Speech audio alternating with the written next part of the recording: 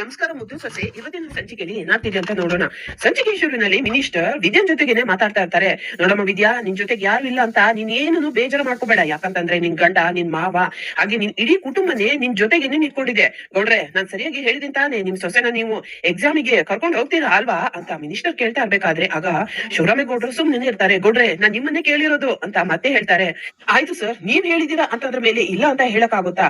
ಈ ಸಿನಿಮಾ ನಾಯಕರು, ರಾಜಕೀಯ ನಾಯಕರು ಏನ್ ಮಾಡ್ತಾರೋ ಅದನ್ನೇ ತಾನೇ ಜನಗಳು ಪಾಲನೆ ಮಾಡೋದು. ಹಾಗಾಗಿ ನಾನು ಕರ್ಕೊಂಡು ಹೋಗ್ತೀನಿ ಅಂತ ಇಲ್ಲಿ ಶಿವರಾಮೇಗೌಡರು ಹೇಳಿದ ತಕ್ಷಣನೇ, ಏನಮ್ಮ ಪರೀಕ್ಷೆಗೆ ಹೇಗ್ ಹೋಗೋದು ಅನ್ನೋದ್ರ ಬಗ್ಗೆನೆ ಯೋಚನೆನ ಬಿಟ್ಬಿಟ್ಟು ಪರೀಕ್ಷೆಯಲ್ಲಿ ಚೆನ್ನಾಗಿನೇ ಬರೆದು ನಿನ್ ಗಂಡ ಮತ್ತೆ ಮಾವನಿಗೆನೆ ಒಳ್ಳೆ ಹೆಸರನ್ನ ತಗೋಬರೋದ್ರ ಕಡೆ ಮಾತ್ರ ನೀನು ಗಮನ ಕೊಡು ಅಂತ ವಿದ್ಯನಿಗೆ ಹೇಳ್ತಾರೆ. ಆಯ್ತು ಸರ್, ನಾನು ನೀವ್ ಹೇಳ್ದಾಗೇನೆ ಮಾಡ್ತೀನಿ ಅಂತ ವಿದ್ಯೆ ಹೇಳ್ತಾಳೆ. ಏನಪ್ಪಾ ಯುವನಾಯ್ಕ, ನಿನ್ ಹೆಂಡತಿನ ಕರ್ಕೊಂಡು ಹೋಗ್ತೀಯ ಅಲ್ವಾ ನೀನು ಅಂತ ಭದ್ರನ ಕೇಳ್ತಾರೆ. ಆಗ ಭದ್ರ ಏನ್ ಮಾತಾಡ್ಬೇಕು ಅಂತ ಗೊತ್ತಾಗ್ದೇನೆ ಅಪ್ಪನ್ ಮುಖನ ನೋಡ್ತಾನೆ. ಆಗ ಶಿವರಾಮೇಗೌಡ್ರು ಅಂತ ಹೇಳು ಅಂತ ತಲೆ ಅಲ್ಲಾಡ್ಸಿದ ತಕ್ಷಣನೇ, ನಮ್ಮ ಅಪ್ಪನೇ ಒಪ್ಕೊಂಡಿದ್ಮೇಲೆ ನಂದ್ ಏನಿದೆ, ನಾನು ಅವ್ರು ಹೇಳ್ದಾಗೇನೆ ಕೇಳ್ತೀನಿ ಅಂತ ಭದ್ರನು ಕೂಡ ಹೇಳ್ತಾನೆ.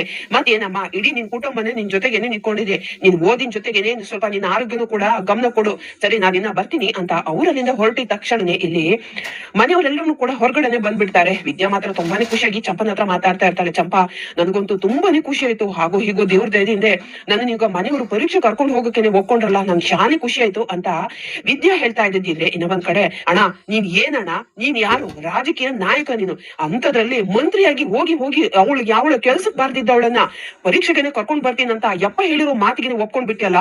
ಅವ್ನ್ ಮಾತನ್ನ ಕೇಳ್ತಾ ಇದ್ದಿದ್ರೆ ನನ್ಗೆ ರಕ್ತ ಎಲ್ಲ ಕುದಿತಾ ಇತ್ತು ಅಂತ ಇಲ್ಲಿ ಸಾವಿತ್ರಿ ಬೈತಾ ಇದ್ದಿದ್ರೆ, ಹೌದು ಬಾಬಾ, ಅವ್ರ ಸಂಬಂಧನೇ ಬೇಡ ಅಂತ ನಾವು ಕೋರ್ಟ್ ನಲ್ಲೇನೆ ಕೇಸ್ ಹಾಕಿದೀವಿ. ಅಂತದ್ರಲ್ಲಿ ಅವ್ರ ಮುಂದೆ ನೀವು ತಲೆ ಬಾಗೋದು ನನ್ಗೆ ಯಾಕೋ ಇದು ಸರಿ ಕಾಣ್ತಾ ಇಲ್ಲ ಅಂತ ಈಶ್ವರಿನೂ ಕೂಡ ಹೇಳ್ತಾ ಇರ್ಬೇಕಾದ್ರೆ, ಒಂದೊಂದ್ಕಿಂತ ಯಾರ್ದಾದ್ ಮುಂದೆನೂ ಕೂಡ ನಾವು ತಲೆ ಬಾಗ್ಬೇಕಾಗುತ್ತೆ. ಅದ್ರದಿಂದ ನಾವು ಕಳ್ಕೊಳ್ಳೋದು ಏನೂ ಇಲ್ಲ. ನಾವು ಚಿಕ್ಕವರೂ ಕೂಡ ಆಗಲ್ಲ. ಅದು ನಮ್ ಸಂಸ್ಕಾರನ ಎತ್ತಿ ತೋರಿಸುತ್ತೆ. ನೋಡಿ, ರಾಜಕೀಯಕ್ಕೆ ನೀವ್ ಯಾರನ್ನು ಕೂಡ ತಲೆ ಹಾಕ್ಬೇಡಿ. ಯಾವ ಟೈಮಲ್ಲಿ ಏನ್ ನಿರ್ಧಾರ ತಗೋಬೇಕು ಅಂತ ನನ್ಗೆ ಸಂದಾಗಿನೇ ಗೊತ್ತು. ಫಸ್ಟ್ ನೀವು ನಿಮ್ಗಳ ಕೆಲಸನ ಮಾಡ್ಕೊಂಡು ಇರೋದನ್ನ ನೋಡ್ಕೊಳ್ಳಿ ಅಂತ ಹೇಳಿ ಶಿವರಾಮೇಗೌಡರು ಮತ್ತೆ ಮೋಹನ ಅಲ್ಲಿಂದ ಹೊರಟೋಗಿದ ತಕ್ಷಣನೇ ಇಲ್ಲಿ ಈಶ್ವರಿ ಮತ್ತೆ ಸಾವಿತ್ರಿ ಗ್ಯಾಂಗ್ನವರು ಕೋಪ ಮಾಡ್ಕೊಂಡು ಅಲ್ಲಿಂದ ಹೊರಟೋಗ್ಬಿಟ್ರೆ, ಇಲ್ಲಿ ಅಜ್ಜಿ ಮಾತ್ರ ಅವ್ರ ಮೇಲೆನೆ ಎಲ್ಲಾ ಕಂತ್ರಿಗಳ ಮತ್ತೆ ನಿಮ್ ಕುತಂತ್ರ ಬುದ್ಧಿನ ತೋರಿಸ್ಬಿಟ್ರ. ನೀವ್ ಏನೇ ತಿಪ್ಪರ್ಲಾಗ ಹಾಕದಿದ್ರು ಕೂಡ ನೀವ್ ಅನ್ಕೊಂಡಿರೋ ಆಗೋ ಹಾಗೆ ಕೆಲ್ಸನ ನಾನ್ ಮಾತ್ರ ಯಾವ್ದೇ ಕಾರಣಕ್ಕೂ ಬಿಡಲ್ಲ. ಈ ರಾಜಕೀಯ ನನಗೆ ಏನನ್ನು ಕೂಡ ಗೊತ್ತಿಲ್ಲ. ಆದ್ರೆ ಈ ವಿಷಯನ ದಾಳವಾಗಿ ಬಳಸ್ಕೊಂಡು ನನ್ ಮೊಮ್ಮಗ ಮತ್ತೆ ನನ್ ಮೊಮ್ಮಗಳನ್ನ ಹೇಗ್ ಒಂದ್ ಮಾಡ್ಬೇಕು ಅಂತ ನನ್ಗೆ ಸಂದಾಗಿನೇ ಗೊತ್ತು ಅಂತ ಅಮ್ಮಮ್ಮ ಒಬ್ರೆ ಮಾತಾಡ್ತಿರ್ತಾರೆ. ಇನ್ನ ಒಂದ್ ಕಡೆ ವಿದ್ಯಾಗೆ ವೀಲ್ ಚೇರ್ ನಲ್ಲೇನೆ ಕೂತ್ಕೊಂಡು ಓದ್ತಾ ಇರ್ಬೇಕಾದ್ರೆ ಆಗ ಭದ್ರ ಮನೆ ಒಳಗಡೆ ಬಂದ್ಬಿಡ್ತಾನೆ. ಭದ್ರನ ನೋಡ್ಕೊಂಡು ವಿದ್ಯಾ ಜೋರಾಗಿ ನಗಕ್ಕೆ ಸ್ಟಾರ್ಟ್ ಮಾಡ್ಬಿಡ್ತಾನೆ. ಯಾಕೆ ನಗ್ತಾ ಇದ್ಯಾ? ನಿಲ್ಸು, ನಿಲ್ಸು ಅಂತ ಭದ್ರ ಕೋಪದಿಂದ ಬೈತಾ ಇರ್ಬೇಕಾದ್ರೆ ವಿದ್ಯಾ ಇನ್ನಷ್ಟು ಜೋರಾಗಿ ನಗ್ತಾ ಇದ್ದಿದ್ರೆ ಎಲ್ಲ ಟೇಮು ಈ ಮಂಚ ತಗೊಬಂದಿರುವ ಟೇಮೇ ಸರಿಯಾಗಿಲ್ಲ ಅಂತ ಅನ್ಸುತ್ತೆ. ಭದ್ರ ಫಸ್ಟ್ ಇದನ್ನ ಚೇಂಜ್ ಮಾಡಿಸ್ಬೇಕು ಕಣ್ಲಾ ಅಂತ ತಾನೇ ಬೈಕೊಂತಾ ಇರ್ತಾನೆ. ಅದಾದ ನಂತರ ರಾತ್ರಿ ಇಲ್ಲಿ ವಿದ್ಯಾ ಓದ್ಕೊಂತಾ ಇರ್ಬೇಕಾದ್ರೆ ಭದ್ರ ಅಲ್ಲಿಗೆನೆ ಬಂದ್ಕೊಂಡು, ನೋಡು ಬೆಳಿಗ್ಗೆ ಒಸಿ ಬಿರ್ನೆ ರೆಡಿ ಆಗ್ಬಿಡು ಅಂತ ಭದ್ರ ಹೇಳ್ತಾನೆ. ಎಲ್ಲಿಗೂ ಅಂತ ವಿದ್ಯೆ ಕೇಳಿದ ತಕ್ಷಣನೇ, ಅದೇ ಆ ತಿಪ್ಪೆ ಗುಂಡಿಗೆ ಅಂತ ಭದ್ರ ಹೇಳ್ತಾನೆ. ಅಲ್ಲಿಗ್ ಬಂದು ನಾನೇನ್ ಕೆಲಸ ಮಾಡ್ಬೇಕು ಅಂತ ವಿದ್ಯೆ ಕೇಳ್ತಿರ್ಬೇಕಾದ್ರೆ, ಎಲ್ಲ ಗೊತ್ತಿದ್ದನು ಕೂಡ ಮತ್ತೆ ಕೇಳ್ತಿದ್ಯಲ್ವಾ? ಅದೆಂತದ್ದು ಪರೀಕ್ಷೆ ಬರಬೇಕು ಅಂತ ಹೇಳಿದ್ಯಲ್ವಾ? ಆ ಕರ್ಮ ಇವಾಗ ನನ್ ಬೆನ್ನಿಗೆ ಸುತ್ತಕೊಂಡಿದ್ಯಾ ತಾನೆ, ಅದಕ್ಕೋಸ್ಕರನೇ ನಾನು ನಿನ್ನ ಕರ್ಕೊಂಡು ಹೋಗೋಕೆ ಬಿರ್ನೇನೆ ರೆಡಿ ಆಗು ಅಂತ ಹೇಳಿರೋದು ಅಂತ ಭದ್ರ ಹೇಳ್ತಾನೆ. ಅದನ್ನೇ ಇವಾಗ ಸುತ್ತಿ ಬಳಸಿ ಹೇಳೋಕ್ಕಿಂತ ಡೈರೆಕ್ಟ್ ಆಗಿ ಹೇಳದಿದ್ರೆ ನಾನು ಇಷ್ಟೆಲ್ಲ ನಿಮ್ ತಾವ ವಾದ ಮಾಡ್ತಿದ್ನಾ ಅಂತ ವಿದ್ಯಾ ಕೇಳ್ಬಿಡ್ತಾಳೆ. ಏನ್ ಮಾಡೋದು, ಎಲ್ಲ ನನ್ ಟೇಮೇ ಸರಿಯಾಗಿಲ್ಲ ಅಂತ ಭದ್ರ ಬೈತಾನೆ. ನೋಡಿ, ಮನುಷ್ಯ ಮಾಡೋ ತಪ್ಪಿಗೆ ಆ ಟೈಮ್ ಮೇಲೆನೆ ಎಲ್ಲದನ್ನು ಕೂಡ ಯಾಕೆ ಎತ್ತಾಕ್ತೀರಾ ಅಂತ ಇಲ್ಲಿ ವಿದ್ಯೆ ಕೇಳ್ತಾಳೆ. ಸರಿ ಇವಾಗ ಹೊತ್ತಾಯ್ತು, ನೀನು ಓದಿರೋದೆಲ್ಲ ಸಾಕು. ಏನನ್ನ ಓದಿದ್ಯೋ ಅದನ್ನ ಮನ್ಸಲ್ಲೇನೆ ಜಪ್ತಿ ಮಾಡ್ತಾ ಇರ್ಕೋ. ಈಗ ಲೈಟ್ ಆಫ್ ಮಾಡಿ ಮಲ್ಕೋ ಅಂತ ಭದ್ರೆ ಹೇಳಿದ ತಕ್ಷಣನೇ, ನಾಳೆ ಹೊತ್ತಾರನೆ ಪರೀಕ್ಷೆ ಹಿಡ್ಕೊಂಡು ನಾನು ಇವಾಗ ಮಲ್ಕೊಂಡೋಗಕ್ಕಾಗುತ್ತಾ? ನೋಡಿ, ನನ್ಗೆ ಹೊಸಿ ರಿವಿಷನ್ ಮಾಡ್ಕೊಳಕಿನೇ ಇದೆ. ನೀವು ನಿದ್ದೆ ಬಂದಿದ್ರೆ ಸುಮ್ನೆ ಹೋಗಿ ಬಿತ್ಕೊಳ್ಳಿ ಅಂತ ವಿದ್ಯೆ ಹೇಳಿದ ತಕ್ಷಣನೇ, ನನ್ಗೇನೆ ಇವಾಗ ಬಿತ್ಕೊಳ್ಳಿ ಅಂತ ಹೇಳ್ತೀಯಾ? ನಿನ್ಗೆ ಹೆಂಗ ಬುದ್ಧಿ ಕಲಿಸ್ಬೇಕು ಅಂತ ನನ್ಗೆ ಸಂದೇಗೇನೆ ಗೊತ್ತು. ಈ ಭದ್ರನೇ ಎದ್ರಾಕೊಂಡಿಯಲ್ಲ ಅಂತ ಹೇಳಿ ಲೈಟ್ ಆಫ್ ಮಾಡಿ ಭದ್ರ ಮಲ್ಕೊಂಡಿದ ತಕ್ಷಣನೇ ಇಲ್ಲಿ ವಿದ್ಯಾ, ನೀವು ಲೈಟ್ ಆಫ್ ಮಾಡಿದ ತಕ್ಷಣ ನಾನ್ ನಿಮ್ಗೆ ಸೋತು ಶರಣಾಗ್ತೀನಿ ಅಂತ ಅನ್ಕೊಂಡ್ರ? ನನ್ನ ಹತ್ರ ಅದಕ್ಕೂ ಕೂಡ ಒಂದು ಉಪಾಯ ಇದೆ ಅಂತ ವಿದ್ಯಾ ಹೋಗಿ ಒಂದು ಕ್ಯಾಂಡಲ್ ಅನ್ನು ತಗೊಬಂದು ಅದನ್ನ ಅಂಟಿಸ್ಕೊಂಡು ಹಾಗೆ ಓದಕ್ಕೆ ಸ್ಟಾರ್ಟ್ ಮಾಡ್ತಾಳೆ.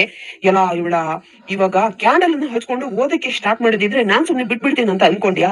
ಏನಾದ್ರೂ ಮಾಡ್ಬೇಕಲ್ಲ ಅಂತ ಜೋರಾಗಿನೇ ನಿದ್ರೆ ಬಂದವ್ರ ತರ ಆಕ್ಟಿಂಗ್ ಮಾಡ್ಕೊಂಡು ಗೊರ್ಕೆ ಹೊಡಕೆನೆ ಸ್ಟಾರ್ಟ್ ಮಾಡ್ತಾನೆ. ಆ ಗೊರ್ಕೆ ಸೌಂಡ್ ಅನ್ನ ಕೇಳಿಸ್ಕೊಂಡು ಇಲ್ಲಿ ವಿದ್ಯೆ ಮಾತ್ರ ತುಂಬಾನೇ ಕೋಪ ಮಾಡ್ಕೊಂಡು, ಏನು ನಿಮಗ್ ಮಾತ್ರ ಕ್ವಾಟ್ಲೆ ಕೊಡಕ್ ಬರೋದಾ? ನನಗ್ ಬರಲ್ಲ ಅಂತ ಅನ್ಕೊಂಡ್ರ ಅಂತ ಜೋರಾಗಿ ಓದಕ್ಕೆನೆ ಸ್ಟಾರ್ಟ್ ಮಾಡ್ತಾಳೆ.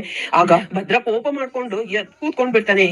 ಅಯ್ಯ ನಿನ್ನ ಯಾಕೆ ಇಷ್ಟೊಂದು ಗಟ್ಟಿಯಾಗಿ ಓದ್ತಾ ಇದೀಯಾ ಅಂತ ಭದ್ರ ಬೈದ್ ಬಿಡ್ತಾನೆ. ಅದು ಏನಿಲ್ಲ, ನಮ್ ಬಯಾಲಜಿ ಮ್ಯಾಮ್ ಹೇಳಿದಾರೆ ಜೋರಾಗಿನೇ ಓದಿದ್ರೆ ತಲೆಗೆನೆ ಹತ್ತುತ್ತಂತ ಹೇಳಿದ್ರು, ಹಾಗಾಗಿನೇ ಓದ್ಕೊಂತಾ ಇದೀನಿ ಅಂತ ವಿದ್ಯೆ ಹೇಳ್ತಾಳೆ.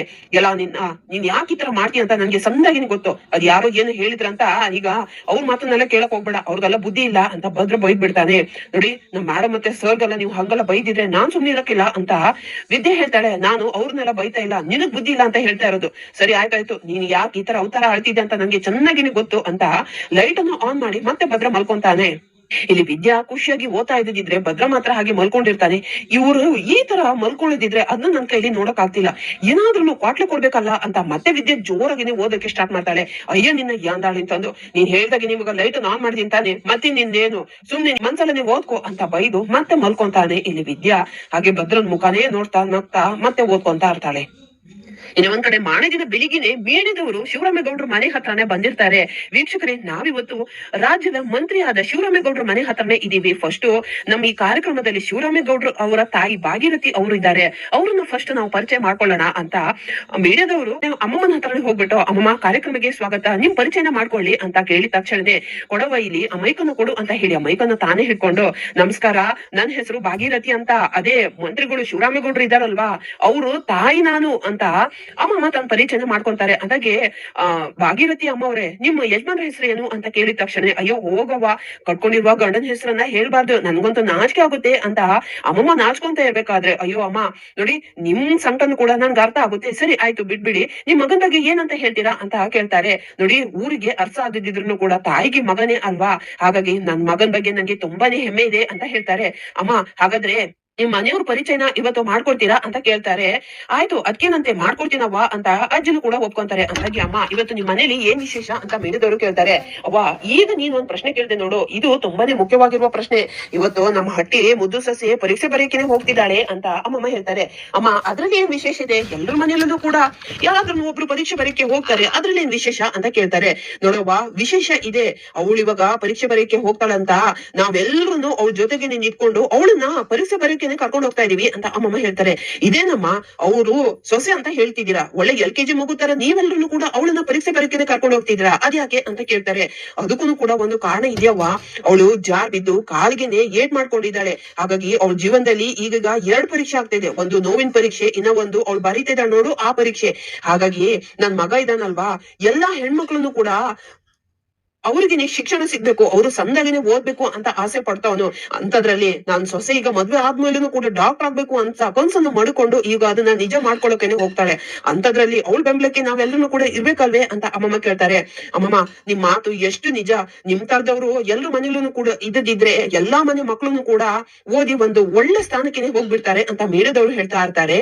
ಅದಾದ ನಂತರ ಅಮ್ಮಮ್ಮ ಮನೆಯವ್ರ ಹತ್ರನೇ ಕರ್ಕೊಂಡು ಹೋಗ್ತಾರೆ. ಇಲ್ಲಿ ಮನೆಯವರೆಲ್ಲರೂ ಕೂಡ ತಮ್ಮ ಮನೆಯಿಂದ ಹೊರಗಡೆನೆ ಬಂದ್ಬಿಡ್ತಾರೆ. ಇವನೇ ನನ್ ಮಗ ಶಿವರಾಮೇಗೌಡ ಅಂತ ಅಜ್ಜಿ ಹೇಳ್ತಾರೆ. ಅಮ್ಮ ಏನಮ್ಮ ಇದೆಲ್ಲ ಅಂತ ಶಿವರಾಮೇಗೌಡರು ಕೇಳ್ತಾರೆ. ನೋಡ್ ಶಿವರಾಮ, ಇವತ್ತು ಈ ಕಾರ್ಯಕ್ರಮನ ನಾನ್ ನಡ್ಸ್ಕೊಡ್ತಾ ಇದ್ದೀನಿ, ನೀನ್ ಸುಮ್ನೆ ಕೈ ಮುಗಿ ಅಂತ ಹೇಳ್ತಾರೆ. ಇಲ್ಲಿ ಶಿವರಾಮೇಗೌಡರು ನಮಸ್ಕಾರ ವೀಕ್ಷಕರೇ ಅಂತ ಕೈನ ಮುಗಿತಾರೆ. ಅದಾದ ನಂತರ ಇಲ್ಲಿ ನಿಂತ್ಕೊಂಡಿದ್ದಾನಲ್ವಾ, ಇವನೇ 2ನೇ ಮಗ, ಇವನ ಹೆಸರು ಗೋವಿಂದೇಗೌಡ ಅಂತ. ಅದೇ ರಾಮನಿಗೆ ಲಕ್ಷ್ಮಣ ಹೇಗಿರ್ತಾನೋ ಅದೇ ತರ ನನ್ ದೊಡ್ಡ ಮಗನಿಗೆ ಇವನು ಯಾವಾಗ್ಲೂ ಕೂಡ ಬೆಂಬಲವಾಗಿ ಇರ್ತಾನೆ ಅಂತ ಗೋವಿಂದೇಗೌಡರು ಪರಿಚಯ ಮಾಡ್ತಾರೆ.